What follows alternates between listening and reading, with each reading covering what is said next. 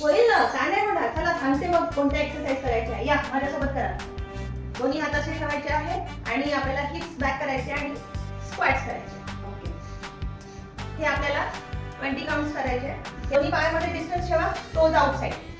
हां, आणि त्यानंतर 20-20 वेळा ह्या एक्सरसाइज करायच्या. ठीक आहे. जेव्हा वेळ भेटेल तेव्हा ही पोझिशन घ्यायची आपली. ही एक 20 वेळा करायची आहे. त्यानंतर दुसरी एक्सरसाइज सांगते. दुसऱ्या एक्सरसाइज मध्ये काय करायचं आहे, आपल्याला दोन्ही हात मागे करायचे आहे. 1 2 3 4 5 6.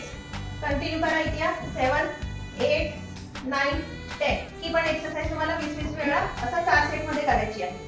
त्यानंतर आता दुसऱ्या एक्सरसाइज मध्ये काय करायचं आपल्याला, 1 2 3 4 5 6 7 8 9 10. ही एक्सरसाइज तुम्ही पण 20-20 वेळा 4 सेट मध्ये करायची आहे. ठीक आहे. आता थोडंसं तुमच्या हातासाठी थांबते.